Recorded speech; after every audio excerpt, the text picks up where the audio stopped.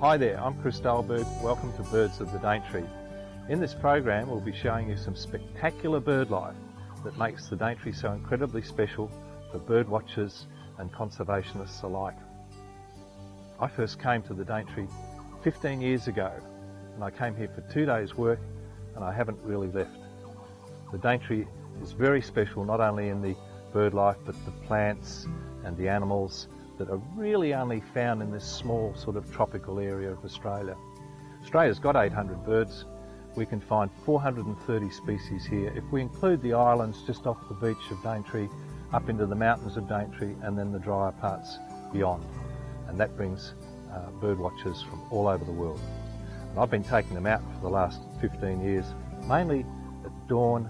For a couple of hours, we find maybe 50 species each trip.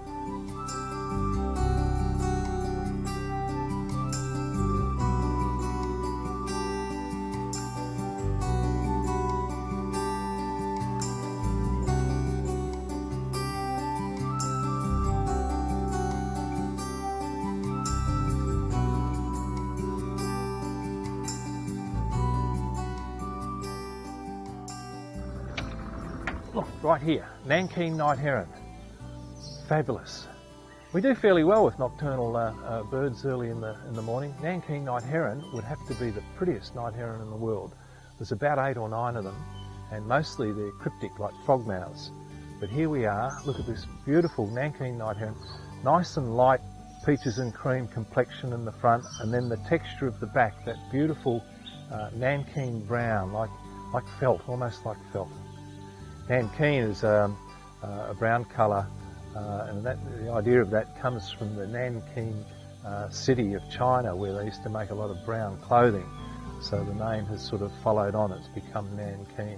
We use it also for our kestrel. But beautiful, Nankeen night heron.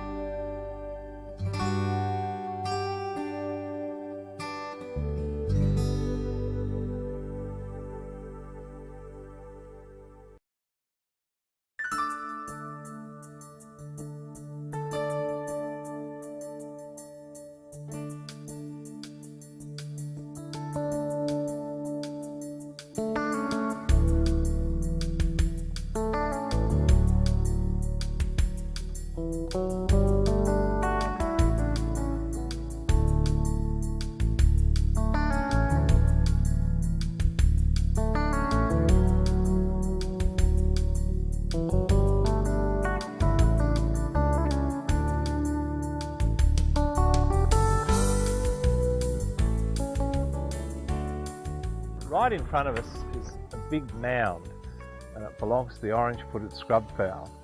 They're not chickens, they're not turkeys, they're actually megapodes. And the thing that they share in the whole family, and there's about 11 of them in Southeast Asia, Australia, is that they have a mound that is hot through some method that incubates the eggs. Now, the orange-footed scrubfowl here has a nest that's about, gee whiz, it's 2.5 metres high, it's several years old, and the rotting compost provides the heat to incubate the eggs, and the chicks come out fully formed. The Australian brush turkey, also another one of the rainforest species, has a nest that's very similar. We've got another member of the family, the bird family of megapodes in the desert country down in the Mallee. It uses the sun to heat up the nest, closes the nest up during the night time when it gets cool, and then opens it up again to the sun during the day, which seems a lot of work to me. There's another megapode. There's a black bittern just flew through there. There's another megapode that up in New Britain, which is not all that far away from northern Queensland, that uses volcanic heat to heat up the eggs. Cicada bird calling. Okay, what else have we got here?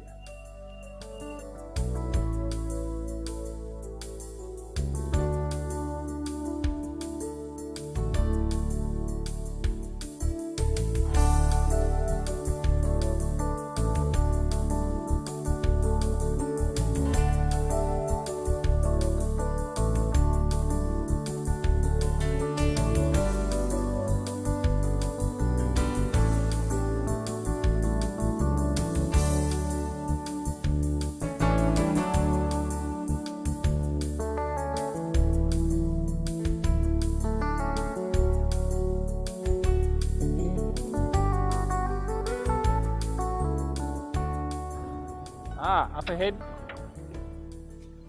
One of the kookaburras. Now, I take a second look up here it's a blue-winged kookaburra. I take a second look up here in this part of Australia because this is where the laughing kookaburra and the blue-winged kookaburra overlap in their range. So you've got to be very, very careful. A young female blue-winged kookaburra could look a little bit like a laughing kookaburra because the laughing kookaburra has a little bit of blue in as well. And there it is. That's blue-winged kookaburra, found all the way across northern Australia and even around the Daintree village, sitting on the power line sometimes, and looks very much like the laughing kookaburra. The other thing to look for is the eye stripe. Laughing kookaburra has an eye stripe and the blue-winged kookaburra doesn't. And these wonderful birds, the laughing kookaburra of course is very famous in Australia. It has a terrific maniacal laugh. The blue-winged kookaburra can be as loud, but by gee, its laugh is nowhere in the humorous department. Very, very loud blue-winged kookaburra. So there he is. 90 kingfishers in the world, and this one's rates perhaps the third biggest blue-winged kookaburra.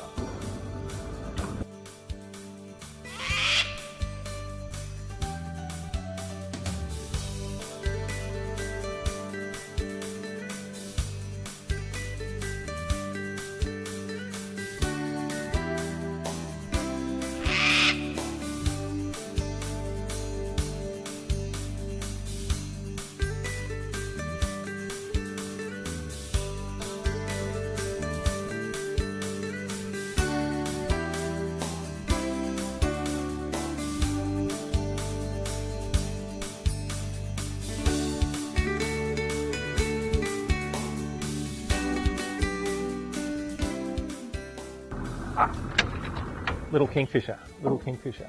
It's slightly to the right on a little branch over the water, and there's a leaf in the road, and there he is just sitting there bobbing. Little kingfisher. We're very, very lucky to see little kingfishers. They're a lot scarcer than say the azure kingfisher. They're tiny, there's less of them, their range is quite restricted, so we're lucky to get that.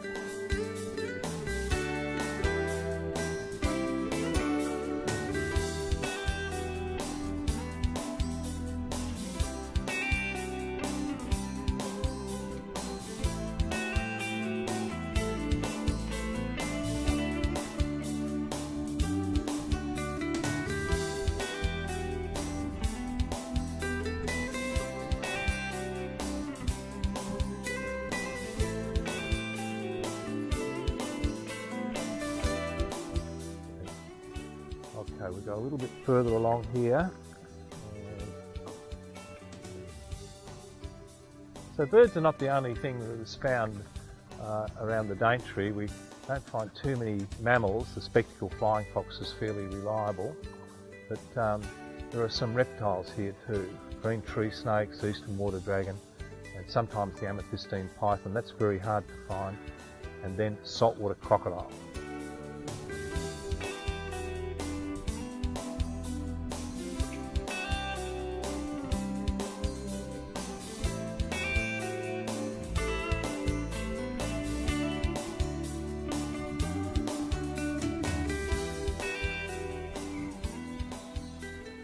Talking about mammals around the Daintree, it's very hard to find any because the mammals are nocturnal and we're out here during the day. But one September, 2 years ago, somebody yelled out, "Oh, there's something swimming across the river." And I thought, "Oh, that'll be an eastern water dragon." He said, "No, it's got fur." I thought, "Oh, that'll be the aquatic rat that we have a few of here." And as it got over to the water, I got the binoculars onto it, and it was a platypus. A platypus sharing the same habitat with crocodiles. I thought that was so unusual. And a couple of weeks later, we saw it again, a little bit further downstream. I think it was the same animal. This black butcherbird just here has landed, and he's pretty well out in the open and having a great old call there. Black butcherbird is a rainforest species that spends most of its time inside the rainforest, not out here where it is. Yeah, so we saw a platypus for a second time. I haven't seen one since.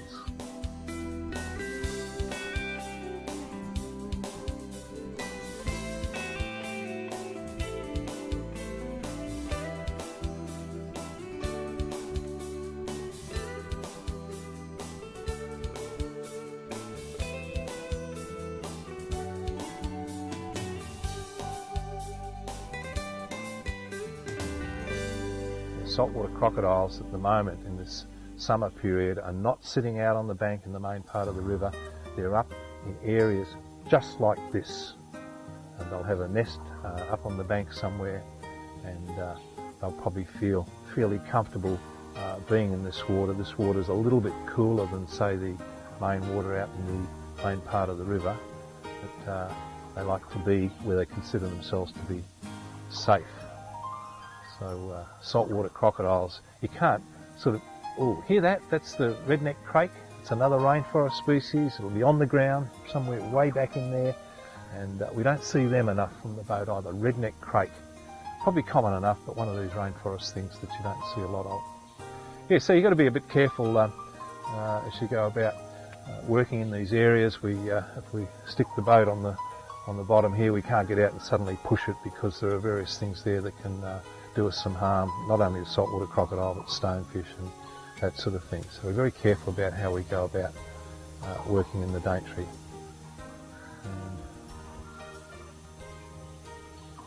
And just listening to some of the birds that are in the tops of the trees. They're often hard to find. Metallic starling, dusky honeyeaters, that sort of thing. Little peeping sound of sunbird back there.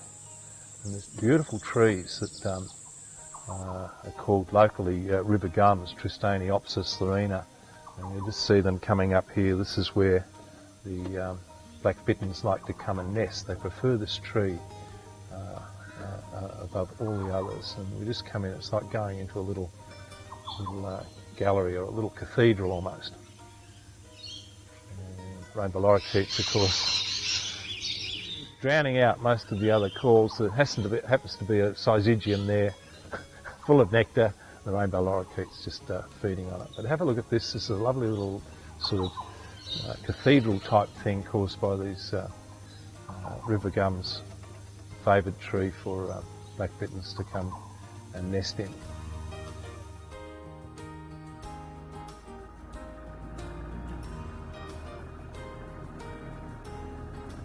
Now, the last 2 mornings we've been out and we've seen crocodiles here, and we've also found the remains of a wild pig.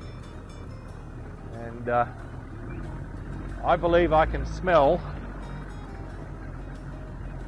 the remains somewhere. I just got a waft of it then. So, but if the pig is still floating around, you could find a crocodile having a bit of a chomp on it. Not that crocodiles eat a lot, but that's sort of free food for them, I guess. And most of the crocodiles, being females anyway, and nesting at the moment, probably need that extra food. So.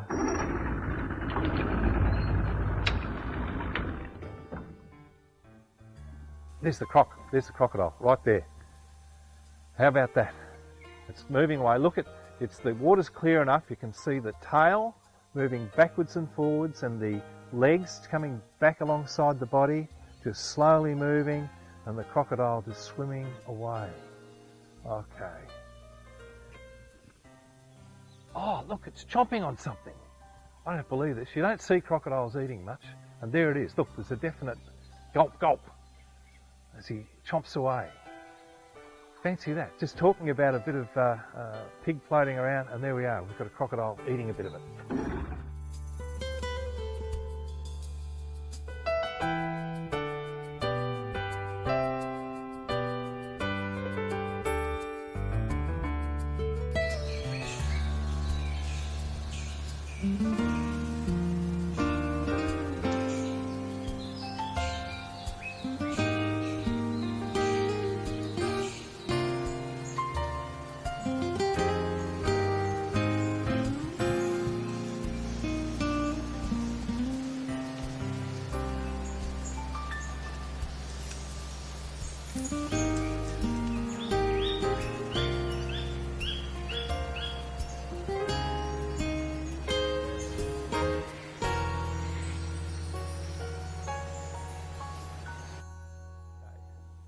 Oh, and up ahead we've got shining flycatchers, and they nest out over the water here, and you can see them in the tidal zone. They're one of the easiest flycatchers to find from the boat. Now the male is all shining blue. He's almost black, but he's a real midnight blue. the female has all the colour. You can see there she's white in the front, chestnut in the back, and has a little blue crown. They've got a lovely orange gape if they happen to start calling, and with the male it sets him off beautifully. So shining flycatchers, there's the nest. The nest's lovely too. Little teacup type nest with a decoration of lichen and all that sort of thing. I guess the lichen's there to try and camouflage it. And wonderful, wonderful shining flycatcher. A lot of flycatchers are difficult to see because they stay right inside the rainforest, but this one is more in the tidal zone around the freshwater parts of the Daintree River.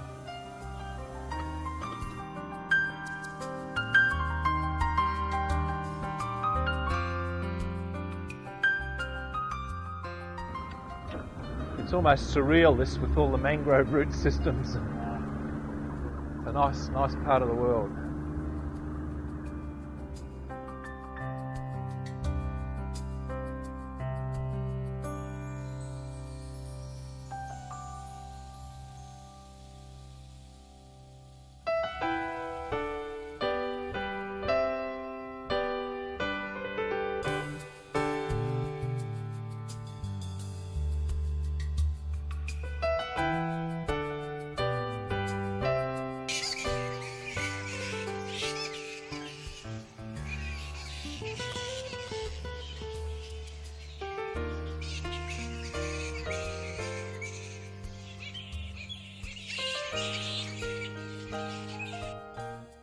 Oh, and there we have azure kingfisher.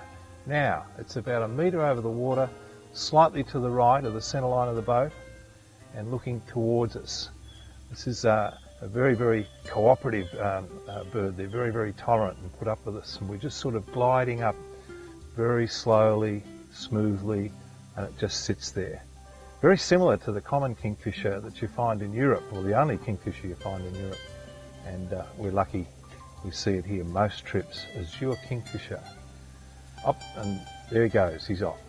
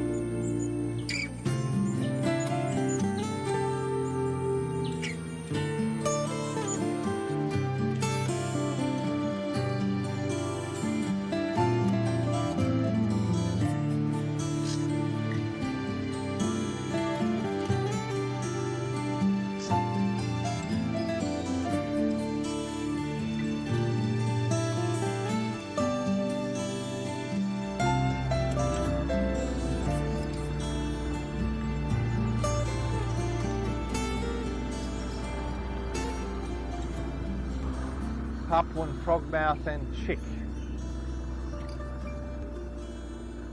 In the winter they'll sit in the sun for you, and first thing in the morning, and then of course the sun comes up and they go back into the shade, and they nest mostly in the spring and the summer, so we know where the nests are and we can find them then. But other times of the year you just don't get to see them all that often. They're probably common enough, but being night birds, being very cryptic, they're very hard to deal with.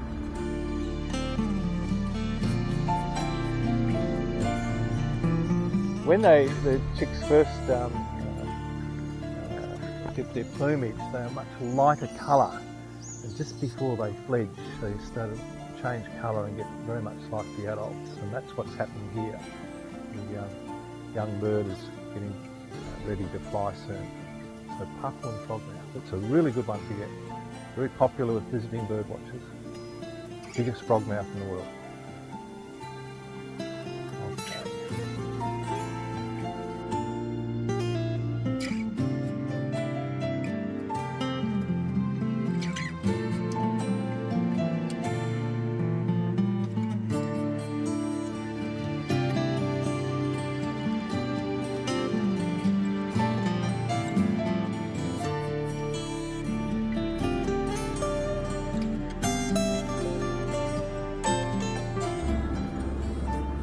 There goes a black bittern. It's gone round the bend. What I'm going to do is go around and just hope, just cross your fingers that it lands on a branch and sits in the sun for you. Could happen just around the bend here.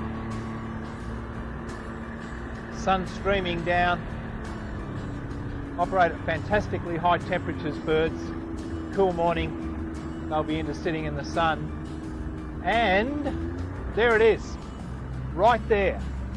Sitting in the sun. This is unbelievable. Probably in 10 years I've managed to get them to sit still in the perfect light, and I tell you what, there wouldn't be much footage of black bitterns like this in existence. But there it is. Absolutely fantastic. We'll just drift up on it, getting closer and closer. You can see the orange in the throat of the black bittern.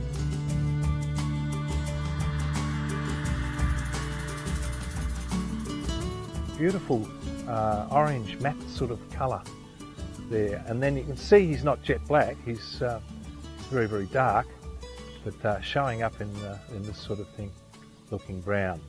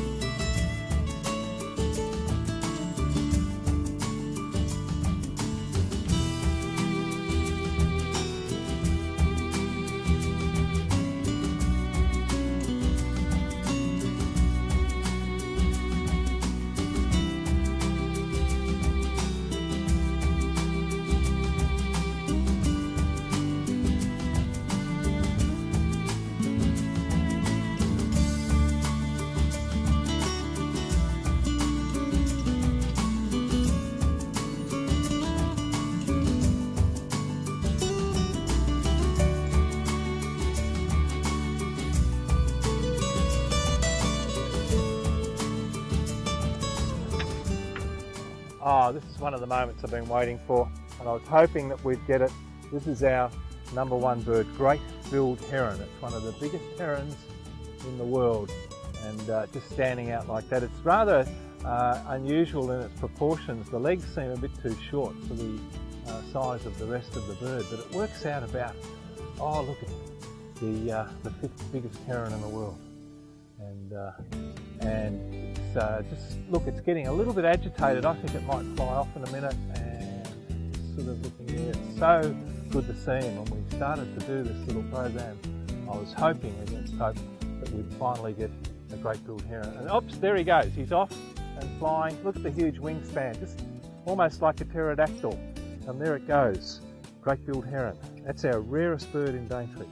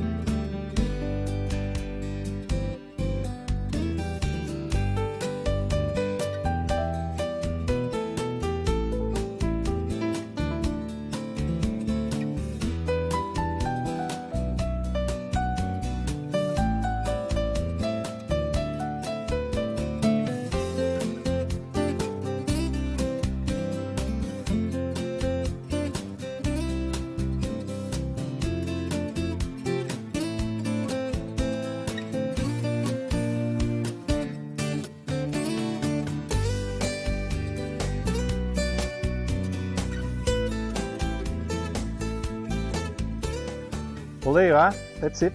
That's for the birds of the Daintree. And we were very lucky that we got some of those really rare species like the great jewelled heron and the black bittern. And then the nocturnal birds were special too. See you next time.